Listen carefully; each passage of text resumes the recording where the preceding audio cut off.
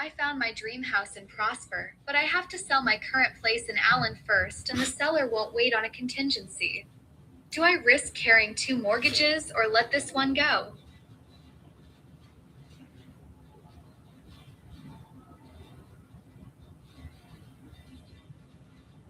I found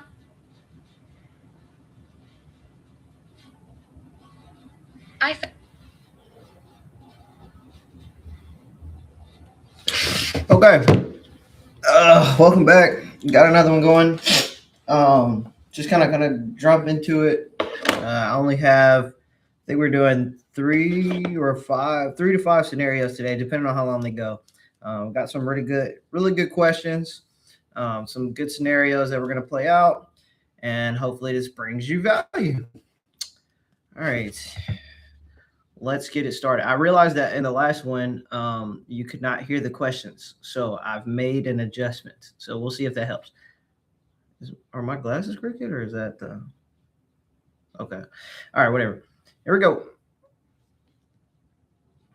I found my dream house in Prosper, but I have to sell my current place in Allen first, and the seller won't wait on a contingency. Do I risk carrying two mortgages or let this one go? I'm torn between a new. All right. So yeah, let's play it one more time, just because I don't want that clip in the follow up. Okay, one more time. I found my dream house in Prosper, but I have to sell my current place in Allen first, and the seller won't wait on a contingency. Do I risk carrying two mortgages or let this one go? Okay, really good question. Okay, so essentially, you are trying to make an offer. It needs to be contingent, but they won't take it. So what do you do? One, it's a great scenario to be in. Moving out to Prosper, a lot of new stuff out there here in Allen, and then selling your home in Allen. Now, here's the good news. There's a couple different companies. Now, since you're local here, I know this one well. So we use a company called Homeward, where they essentially will buy the next house before you sell. So you can do this. A lot of investors will do this. So you could do a buy before you sell option, which is basically where a mortgage company will come and buy the next home and rent it back to you while you sell your current one. And then they add that into the cost on the back end. So when you sell your house, they'll take it out of the proceeds. And then that way you only have to worry about paying one mortgage, which is your original mortgage. Okay. So you can do that up to a certain price point, but there are investors around. So one, I would ask your realtor for a buy before you sell program. Ask them to ask around for a good lender that would do it. If that is not an option, then you really have to think about if you love this house enough to be able to risk the selling to holding the two mortgages. If you are comfortable with that and it's not going to put you in a financial bind, then I would say just go ahead and do it. But I would also want you to really get clear on your timeline as far as the sale of the previous property. So a couple things. So I know that was a lot of different stuff. So let me condense it. All right. So step one is going to be see if you can find a buy before you sell. See if you can find a buy before you sell program from a lender. If you can do that with the current amount, I know Prosper prices are a little bit higher. So I know a lot of them cap out at like 600, but definitely check first. Go that route. That way you don't have to worry about the contingency and you get it done. The second route I would go is you need to find out what your average days on market, how fast is it going to take you to sell this home? Now, I know that here in Dallas, DFW, it takes about 2 weeks, 2 to 3 weeks if you price the home correctly, especially out there in Allen. Allen is one of the hotter markets right now, so you can take advantage of that. So you want to price it correctly, make sure the home is staged, and it even works out in your favor that you're going to be moving out of it. So that way the realtor can properly stage the home and get it ready and make it look as glamorous as it can. And then take those 2 weeks and make sure that you don't play around testing prices and all that kind of stuff. The third thing I would do, if you absolutely have to, is just back out.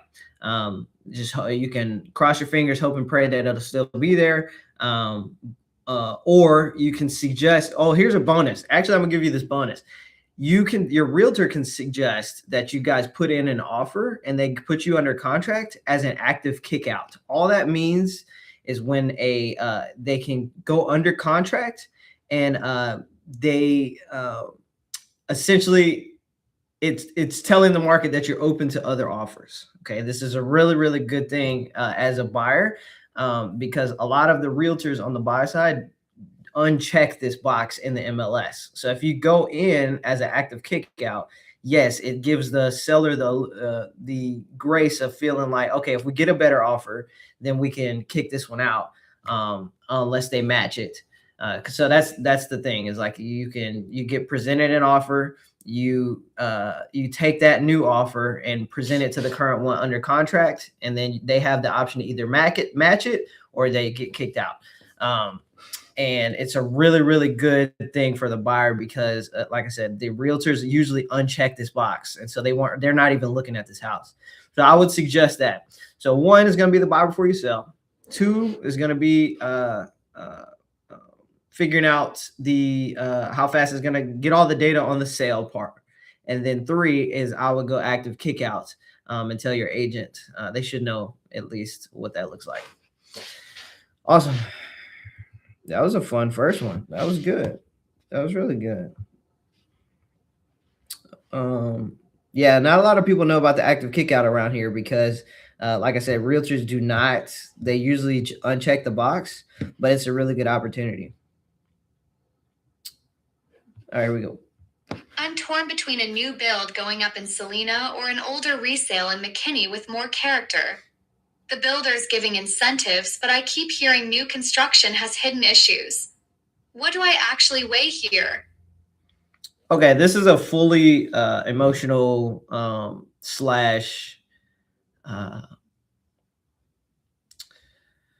this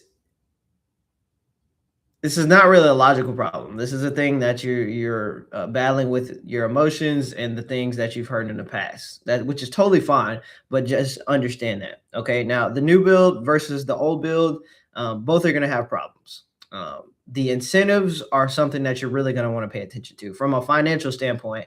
That's what I would focus on, because either one, you can get a third party inspection and go find out what the actual issues are and if it is an actual issue. So now I will say from a repair perspective, if you go get a new build and then you go get your third party inspection, 9 times out of 10, the new build will fix everything that came on the inspection before you move in. So that's also a plus. But as far as from a like negotiation standpoint, inspection, like every house is going to have its issues. So I wouldn't decide between that.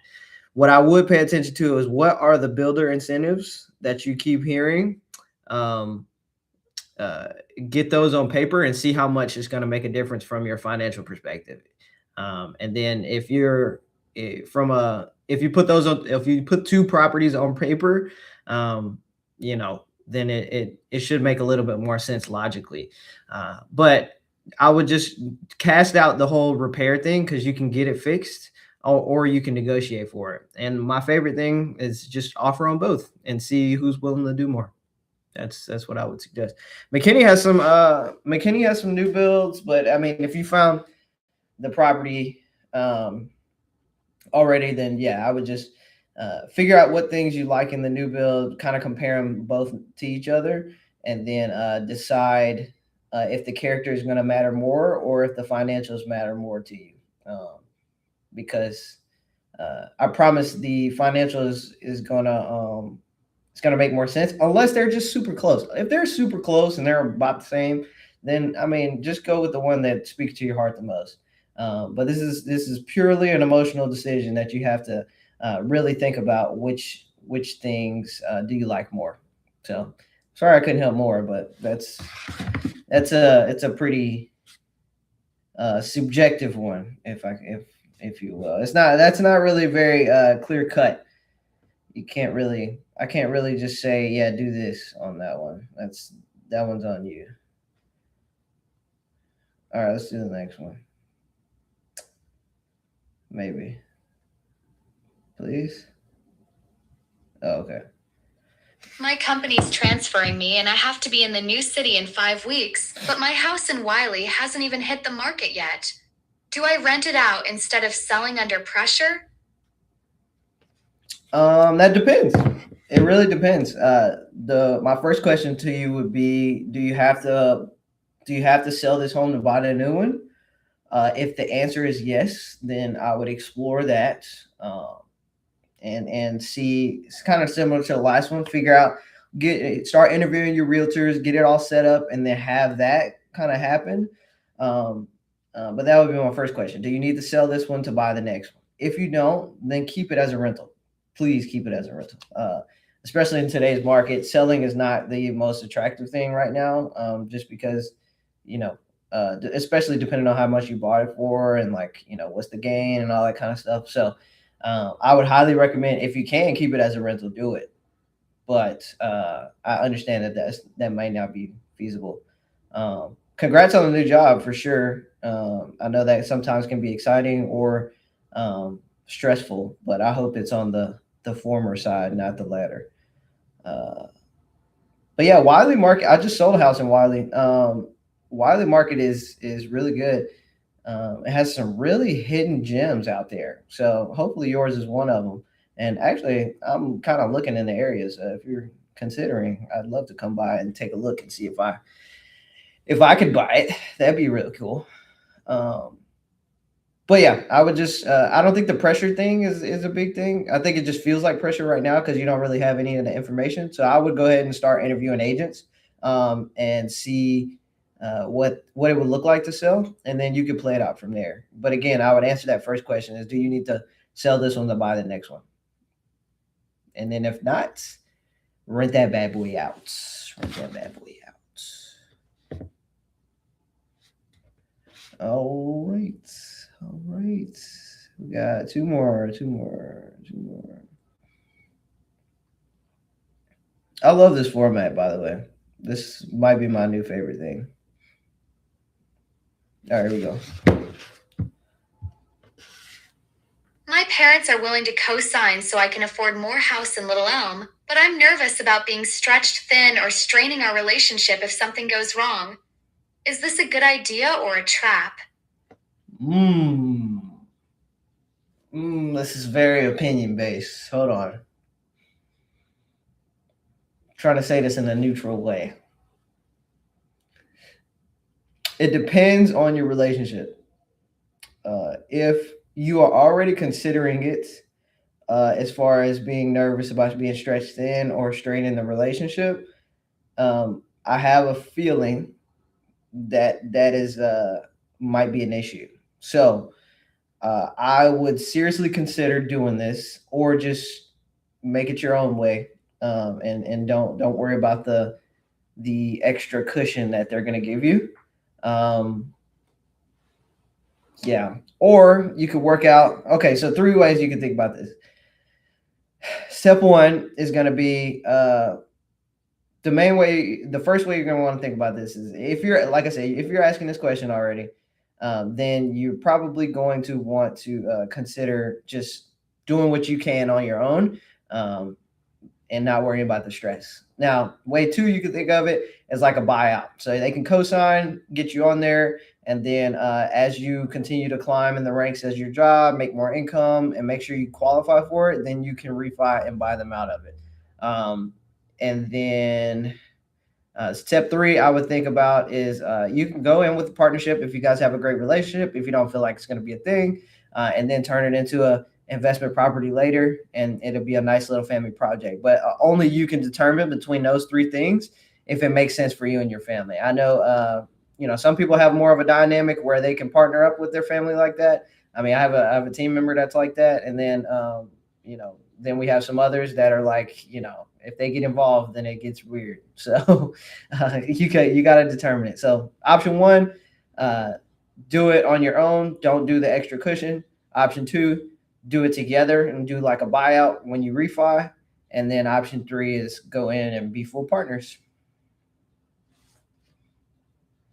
I wouldn't say it's a trap though. I feel like for me to say it's good or bad, like that would be terrible. It has to be more focused on your specific dynamic. But again, it seems like if you're asking the question, then you're already kind of leaning towards option one. So just think about it.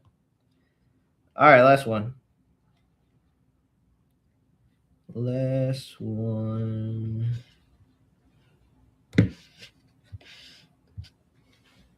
I own a property in Rowlett I've been renting long term, but I keep seeing people talk about Airbnb income.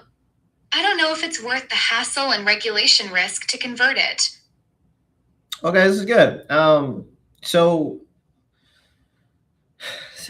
okay, let's talk about long-term versus short-term rental because I feel like it is a very popular thing. So thank you for this subject, and I think this will be useful for a lot of people. Okay, so own a property Rowlett. By the way, look in there. We love Rowlett. It's great, even for rents. Amazing. Okay, you've been renting long term. It's just more consistent.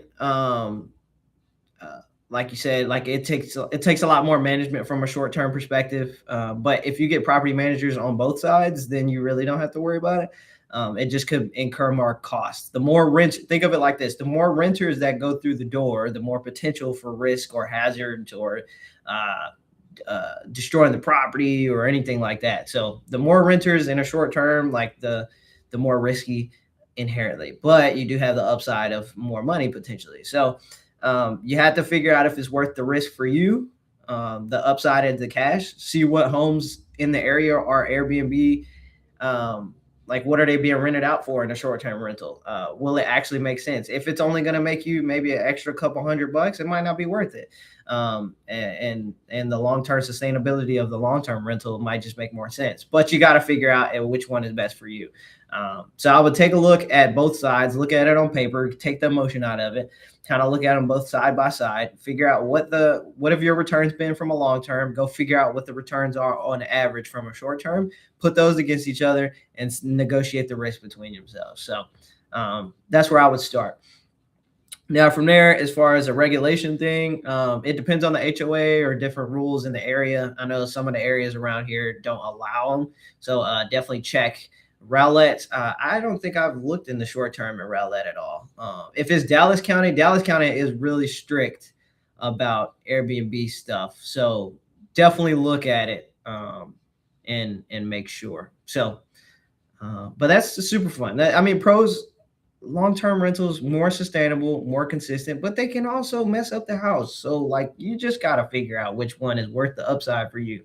If, like I said, if you are renting that thing out for $2,500 a year, and then you might get slow appreciation from there, and then the short-term rental upside is like $5,000 a month, like I'm taking that deal. But that's me. That's my risk profile. That you have to depend on.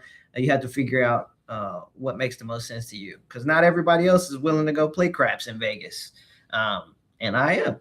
So I hope that helps. But really good. By the way, if you guys are considering making a move here in the area, like all 5 of those people are going through different things, my team and I would love to work with you. We are the Dare Network Group and have been around for the last 20, 25 years and would love to at least chat with you about your real estate goals and see if it makes sense to work together. But thank you guys so much for watching, and I will be back for the next one. And I'm loving this format, by the way, but I'll see you in the next one.